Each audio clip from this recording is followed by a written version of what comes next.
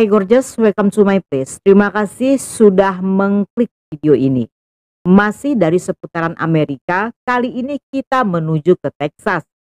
Kasus ini melibatkan wanita cantik berambut merah yang menjadi korban seorang pria yang suka gratisan. Gak pakai lama, watch. Rosendo Rodriguez dilahirkan pada tanggal 26 Maret 1980 di Wichita Falls, Texas. Pria keturunan Latin ini menetap di San Antonio bersama keluarganya. Ayahnya seorang pecandu alkohol yang sering melakukan kekerasan pada istri dan anak-anaknya.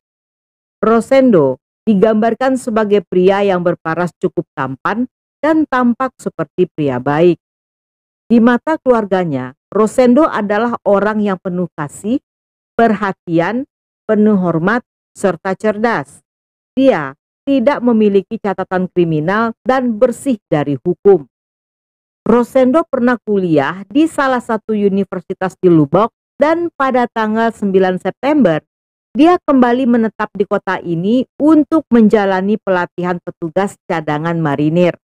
Namun di sini, Rosendo memilih menginap di hotel yang berbeda dengan unit cadangan lainnya. Dia check-in di Holiday Inn Hotel dengan menggunakan nama Thomas Rodriguez. Pada tanggal 11 September 2005, Rosendo kembali ke kamar hotel dengan membawa seorang wanita cantik berambut merah bernama Summer Lee Baldwin. Summer yang berprofesi sebagai belalang sembah adalah seorang single mom berusia 29 tahun yang memiliki 4 orang anak. Dia berasal dari Tacoma, Washington dan sedang mengalami masa-masa sulit dalam hidupnya karena kecanduan obras. Untuk membiayai kecanduannya, dia memilih profesi ini untuk menghasilkan uang. Setelah menikmati happy ending, Summer pun meminta bayarannya. Namun Rosendo yang merasa jika mereka melakukannya atas dasar suka sama suka, menjadi marah dan menolak memberinya uang. Summer yang kesal mengancam dengan sajam yang selalu dibawanya untuk berjaga-jaga. Tetapi pria dengan tubuh tinggi besar itu berhasil merebutnya dan berbalik menyerang Summer hingga wanita itu babak belur dan pingsan.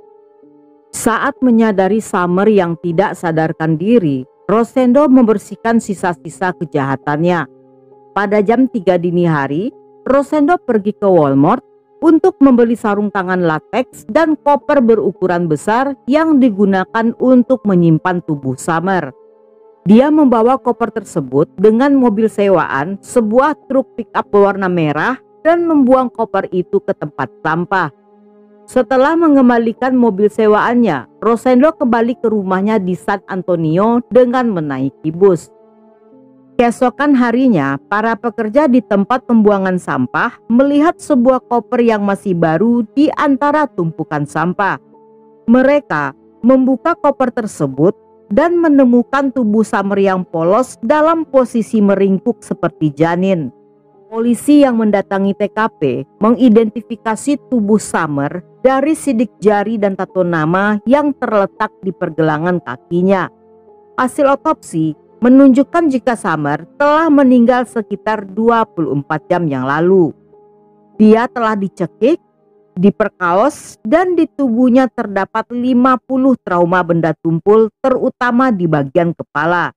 Selain itu, Summer dalam keadaan hamil 10 minggu. Untuk menemukan pembunuh Summer adalah hal yang cukup sulit, karena dalam profesinya dia berhubungan dengan banyak orang yang memiliki perilaku jahat. Terutama, jasad ditemukan di tempat pembuangan sampah yang tentunya akan ada banyak bukti-bukti telah terkontaminasi, serta tidak terdapat sidik jari pada tubuh dan koper.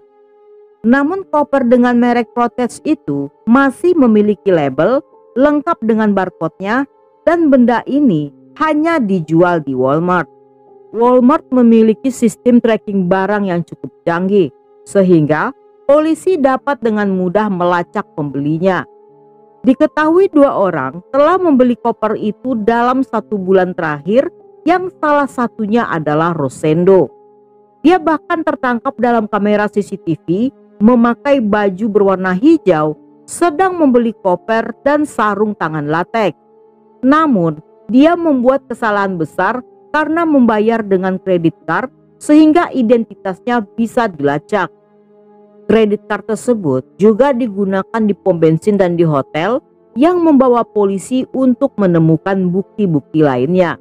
Di sana, mereka menemukan cipratan darah yang telah mengering di karpet, di kasur, serta sepasang sarung tangan latex yang dimasukkan ke dalam plastik Walmart dan dibuang ke tong sampah.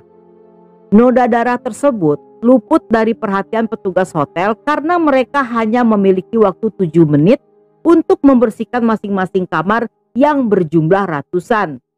Darah tersebut cocok dengan milik Summer, dan di bagian luar sarung tangan terdapat DNA Summer, serta di bagian dalam terdapat campuran DNA milik Summer dan Rosendo. 3 hari kemudian, Rosendo ditangkap di rumah orang tuanya di San Antonio. Polisi mendapatkan beberapa barang bukti berupa komputer, ponsel, dokumen sewa mobil, tiket bus, serta baju hijau yang dipakainya pada malam kejadian. Dalam ponselnya ditemukan sebuah foto Rosendo sedang tersenyum yang diambil di atas bus sesaat setelah membuang Summer. Pada komputernya ditemukan riwayat pencarian untuk Summer Baldwin serta seorang gadis lainnya bernama Joanna Rogers. Joanna adalah siswa SMA tahun terakhir yang telah hilang selama 18 bulan. Dia terakhir kalinya terlihat oleh orang tuanya di tanggal 4 Maret 2004 pada jam 1 malam setelah pulang dari bekerja di toko roti. Keesokan paginya Joanna menghilang tanpa membawa barang-barang miliknya. Pakaian, kunci mobil, dompet serta ponselnya masih berada di dalam kamar. Dia seolah menghilang begitu saja. Menurut orang tuanya, Joanna tidak akan pergi tanpa membawa barang-barang tersebut, dan hal itu tidak pernah dilakukan sebelumnya. Dengan penemuan ini, polisi menyadari jika hilangnya Joanna ada hubungannya dengan Rosendo. Terutama Joanna dan Summer memiliki kesamaan fisik dan sama-sama memiliki rambut berwarna merah. Polisi pun menawarkan kesepakatan iblis yang mana jika Rosendo mengakui kejahatannya terhadap Joanna, maka dia akan mendapatkan hukuman seumur hidup sebagai pengganti hukuman mati. Dan pada akhirnya Rosendo mengaku jika dia dan Joanna sebelumnya telah saling mengenal melalui Facebook. Dari riwayat panggilan ponsel ditemukan pada malam saat Joanna menghilang, Rosendo menghubungi dan mengajaknya bertemu di depan rumahnya. Namun sesaat setelah berada di dalam mobil, Rosendo mengajak gadis itu melakukan happy ending yang ditolak oleh Joanna.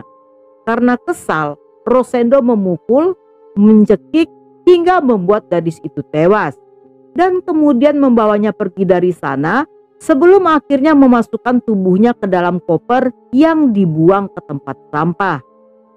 Polisi dengan bantuan dari banyak sukarelawan melakukan pencarian di tempat pembuangan sampah yang didanai secara pribadi oleh gubernur sejumlah $100.000. Dengan menggunakan bodysuit lengkap, mereka membongkar TKP seluas 4 kali lapangan sepak bola dengan jumlah sampah yang telah menumpuk tinggi selama 2 tahun. Namun 2 bulan setelahnya, ketika dana pencarian telah habis, para sukarelawan tetap membantu melakukan pencarian dan mereka berhasil menemukan tubuh Joanna yang telah hancur dalam sebuah koper berwarna hitam. Joanna dikembalikan pada keluarganya untuk dimakamkan dengan layak. Dalam persidangan kasus Summer, tepat pada hari Rosendo akan membuat pengakuan bersalah, entah apa yang ada di pikirannya, tiba-tiba dia merubah keputusannya dengan mengaku tidak bersalah. Dia mengklaim penyerangan terhadap Summer dilakukan atas dasar membela diri. Namun keterangannya diragukan karena Rosendo hanya memiliki 1 luka goresan, sementara Summer memiliki 50 lebam di tubuhnya. Namun klaim tersebut dipatahkan oleh seorang ahli patologi yang melakukan otopsi pada Summer yang didatangkan sebagai saksi ahli. Menurutnya, berdasarkan hasil otopsi, selain mendapatkan banyak cedera di tubuh, saat dimasukkan ke dalam koper, Summer masih dalam keadaan hidup.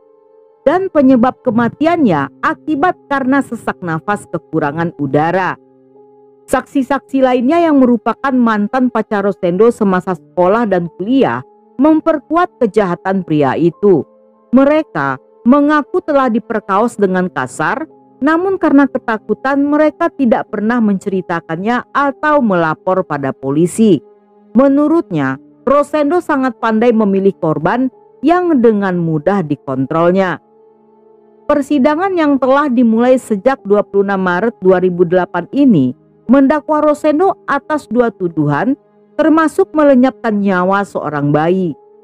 Berdasarkan KUHP Texas, anak yang dalam kandungan dikategorikan sebagai manusia yang hidup.